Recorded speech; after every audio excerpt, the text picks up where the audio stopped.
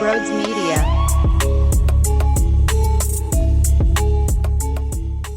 I don't have analysis for you after that one. The analysis is, what else? You just can't not laugh. Walker Buehler is not that good. The offense is still brutally annoying. You found a way, though. They did what they needed to do. On a night where Zack Wheeler grinded through 6, looked awesome in that fight. It was a fight. But to manage the way he managed when he clearly didn't have his A-plus stuff, not having his best day clocking in gets him 10 Ks. And when his pitch count looked to be rising early, and I wondered, oh, geez, are we looking at 5? Getting that extra is a big deal. I'm sure he looks in the mirror and wants to be significantly stronger, but Duran takes him over the damn wall to a leadoff bomb. And he still only allowed one other run the rest of the way. So that's what separates you from being a really, really, really good pitcher to the ones that are consistently in the Cy Young race. Is that level of I'm going to bear down. And I'm going to figure this out and adjust on the fly and feel out what pitches feel best for me on this given day, and let's go to work. I say this all the time. It's easy when you are just feeling your best to go ho-hum, I'm dominant, go fuck yourself. But what happens when you're off? Do you get beat up? Or do you still shove just in a different way? That was shoving in a different way. Walker Buehler should never look that strong, though. This guy, while he once had some awesome stuff, and with the Dodgers, he was a force at times and all, but this is 6 ERA. This is I'm no good. This is, holy hell, this is probably going to be a nightmare because Walker Buehler's on the bump. That type of feel. 6-something ERA, that was what Aaron Nola was giving up when he was banged up and injured. Yet this offense, after a couple of guys, Bryce, he got 2 doubles. He set the tone in about the 4th inning to get this thing going with Nick. Then there was some horrible pitching. The ball goes to the backstop. Here we go. Nick gets to take an extra bag. JT then gets a rock, and he's now in. Knock, not rock, knock, knock. He gets a knock. Now it's 2-1. He got a rock. I'm sorry, this game doesn't make sense. So neither does me talking to you. Let's give it up to the bullpen. Banksy, my guy. Kirkering, Strom, and Lazar, of all people. I just couldn't believe it, though, that nobody offensively is doing anything in the 10th. Hicks? Yo, Hicks, hang him up. In what world do you call that pitching? You're throwing 80 feet behind Max Kepler. You let Otto Kemp, Max Kepler, the guy who's getting booed every single time he touches the damn bat at home, and Edmundo Sosa beat you. Whew. That was rough. I wonder what Boston Sports Talk Radio is going to be saying about his ass tomorrow, because that was as egregious as you can get. But again, you must take advantage. Because the alternative is when Hicks blows, you still lose. So I don't want the alternative. But it doesn't make you feel any better because the same flaws are popping up grossly with the offense. I was thinking about this as I was driving home today. I went, holy. Didn't say it like that, so I have no clue why it just came out like that. But I said to myself, Brodes, is the offense worse than the bullpen? And the fact that I even asked myself that question is ludicrous. This bullpen is so bad. This bullpen is egregious. This bullpen stinks. It's not good. But the offensive production has been so piss poor that it may actually be worse than the bullpen now. It may be that way. And I was firm and stern on the fact that I was always having my eyes glued towards the bullpen being what you so desperately needed to do more than anything else. And you had to get a lot of different arms. And don't even get me started on, you got Dave Dombrowski speaking earlier, and he's saying we never talked about Andrew Painter. Yet when John Middleton speaks, he's throwing Mick Abel's name and some other starters getting moved to the pen. Mentioning other names, Mr. Andrew Painter, if I remember correctly. And now all of a sudden the president said, oh yeah, we don't talk about that. Something's not right with this John Middleton stuff. I'm starting to wonder.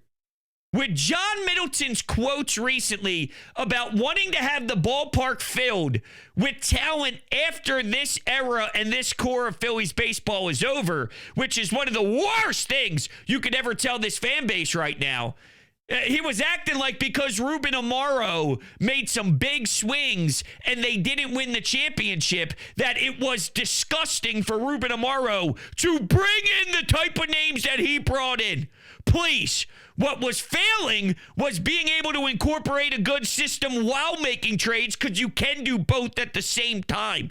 But let's not act like bringing in those powerful, lethal, big names to the rotation and Hunter Pence and some names that really helped give you some life. Even though it didn't work, you still did the right things. That's why the Dodgers continue to do it year in and year out. The Yankees continue to do it year in and year out. That's what you do. So, I'm starting to put together a couple of puzzle pieces here, and I'm wondering if I'm getting somewhere. Jason Stark, Ken Rosenthal, Jim Bowden, a lot of the national reporters have been loud and proud talking about Dave Dombrowski being so great at his job that he's going to go after something so big, so huge. Jason Stark used the word huge. Is John Middleton telling and leaking the national media one thing, internally paying David Robertson because they want to keep all of their assets, so there is no empty CBP in a few years when all this somewhat runs out of gas, runs out of steam, and they're still looking for life and people to show up and, CBP and whatnot. So when they don't get it done, they'll tell the fans, read the reports, read Jason Stark. We tried. The asking prices were just too much. They want it to look like they're going after it heavy. They want the narrative to be they are trying to make massive, huge cracks at this. I could be reading this wrong. I'm saying this is on the table. I tell you this all the time. I put everything on the table and then I start to decipher. Well, I'm adding one to the table. I'm not telling you this is what it is, because I also wouldn't be shocked if they go get Mason Miller. I also wouldn't be shocked if they do go get a Duran, although Duran isn't as powerful as maybe a Kwan and making some moves with Cleveland or doing something with Brent Rooker. So, I mean, that's not the flashiest, but it's not a bad move either. I don't want to look back at this, though, and get sucked into, well, if there's one team that could sway Mason Miller away from the A's, it's the Phillies. Well, is that being reported for a reason so John Middleton can play his little game because he's kind of tattletaling on himself potentially with his horrible public thoughts? I'll tell you what's not horrible, though. Emilio Cigars. Quite frankly, they're the complete opposite of horrible. They are the best cigar on the planet, and they are the only cigar to smoke. Emilio cigars have changed my life. You must join the Emilio cigar family. Old school roots, new school attitude, locally owned, third generation, made at the Fabrica Oveja Negra in Nicaragua. So you're telling me there's something better to do than smoking an Emilio cigar after a 3-2 catcher's interference walk-off? The answer's hell no. Hell no. There is definitely not. So you need to kick back, go to their website, which the link is down below in the description. Use promo code BRODES10 at checkout to get 10% off your purchase.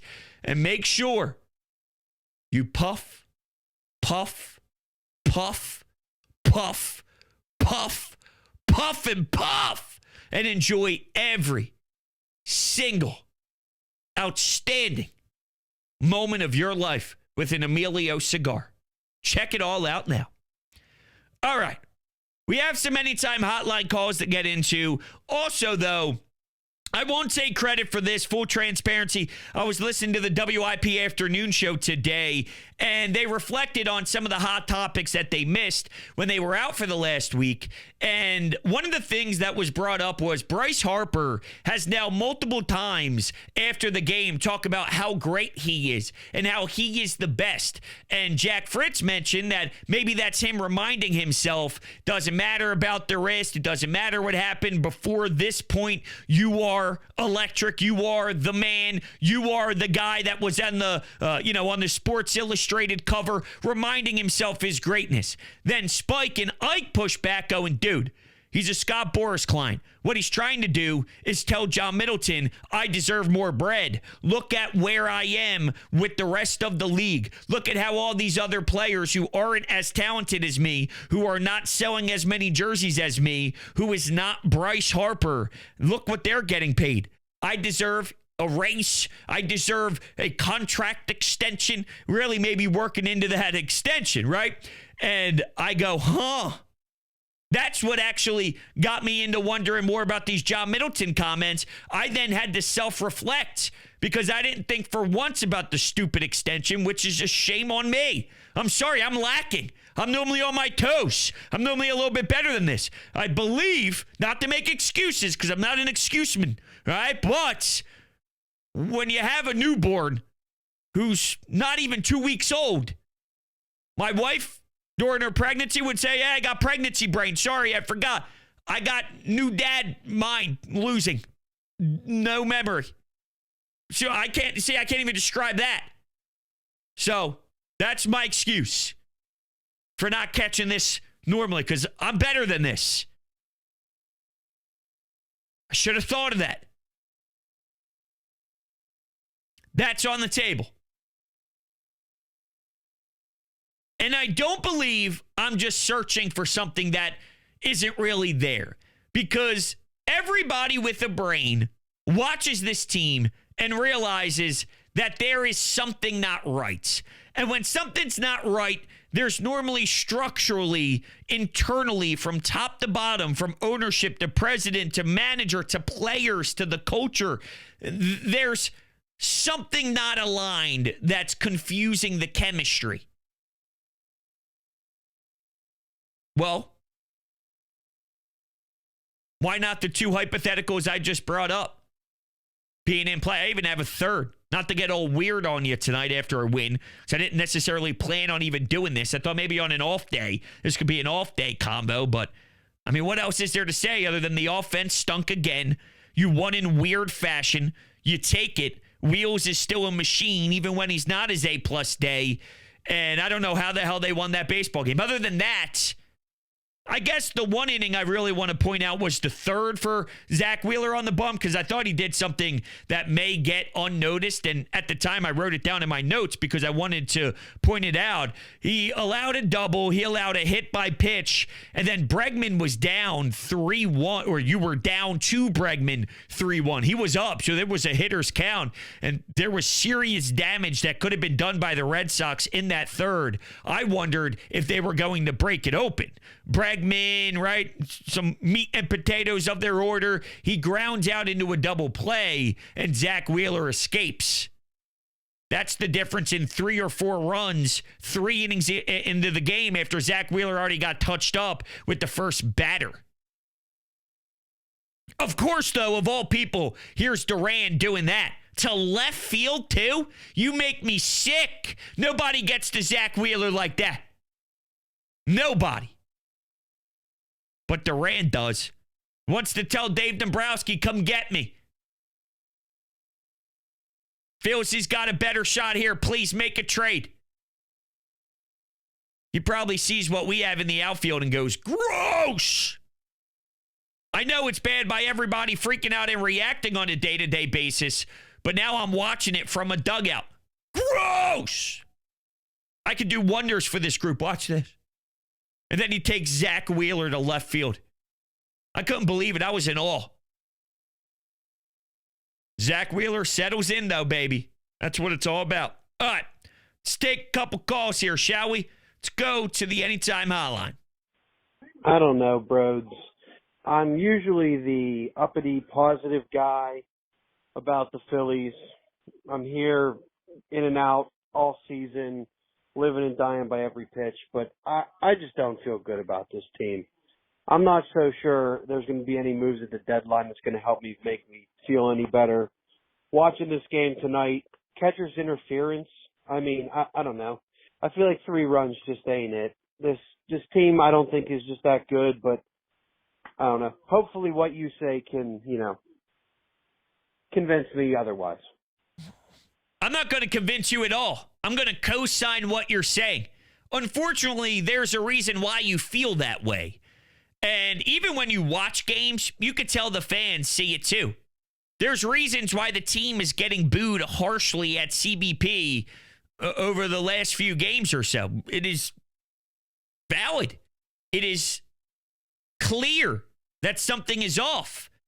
You have every right to feel the way that you do. When people say this is a smart fan base and we realize a lot of things, we're not perfect, right? We still debate Jalen stupidly. There are a lot of dumb things said at times. We're not perfect. But we understand, luckily for us, we live in an era of championship caliber football every single season. Doesn't mean they win the Super Bowl every season, but we know what it looks like when things are aligned. We know what it looks like when there's a serious plan. We know what it looks like when real people are in place that are pushing certain buttons.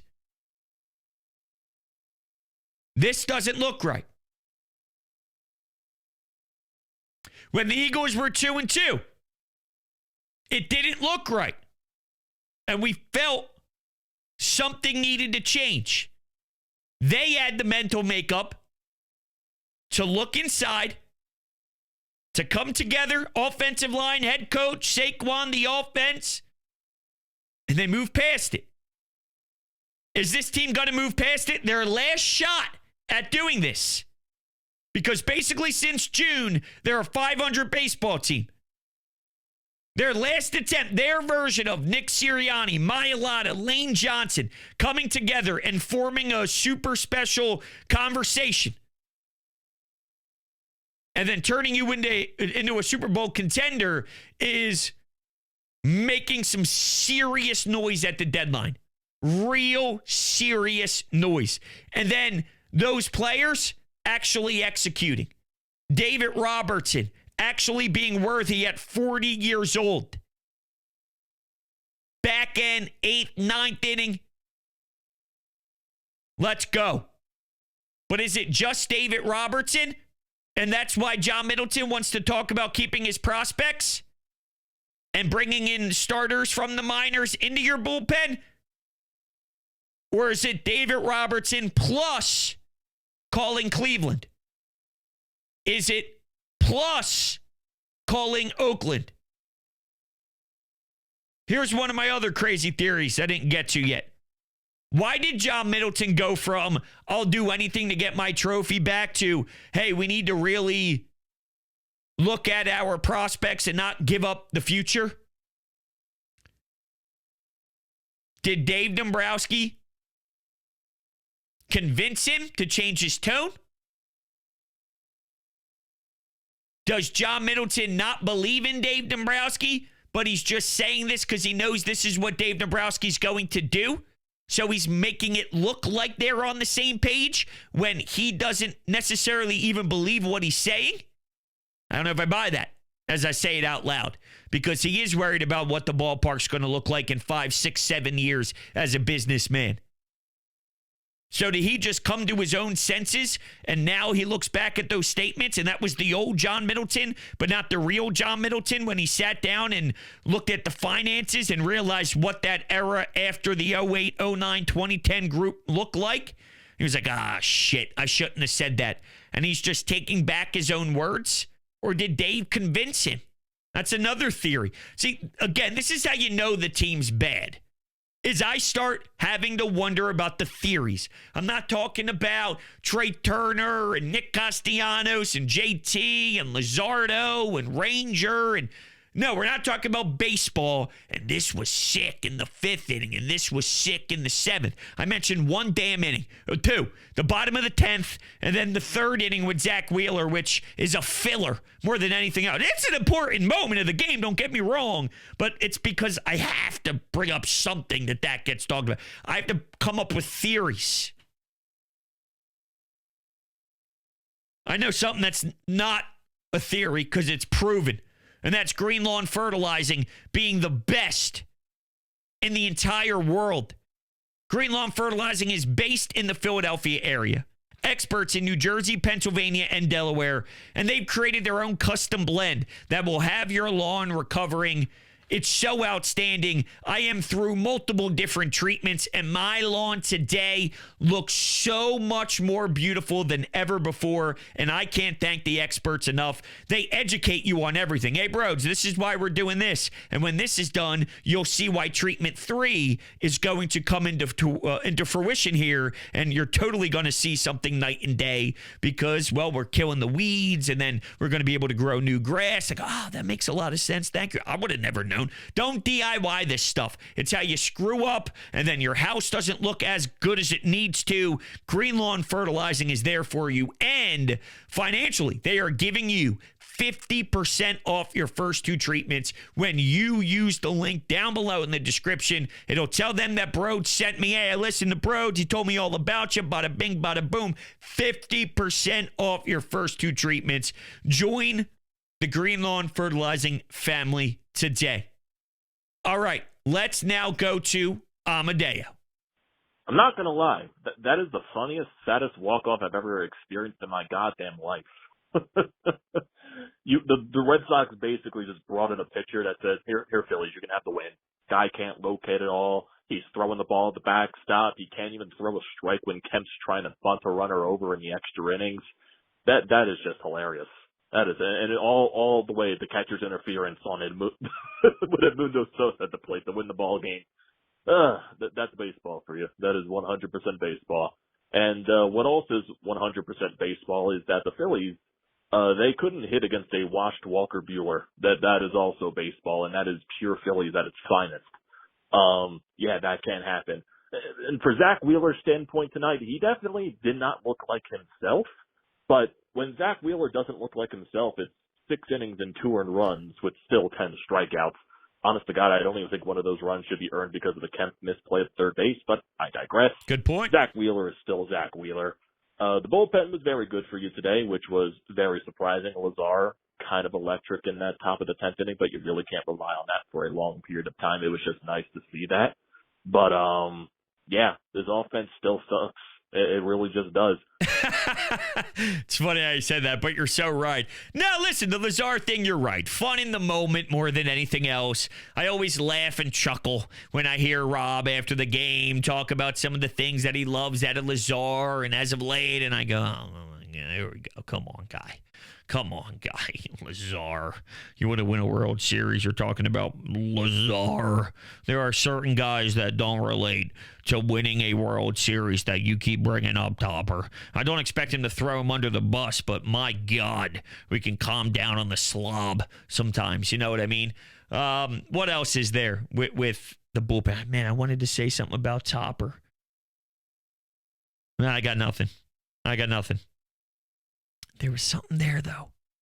There was something there. Wheels, strikeouts, laughing about it, how the extra innings went. Nah, I don't know. I don't think I'm going to remember. Okay. I tried. I tried my very best. It's not going to hit me. That's going to do it for this episode. Thank you guys all so much for hanging out with me. I greatly appreciate it. I will catch you all on the next one. Go Phils. How about that? I haven't said that in a while. This offense stinks.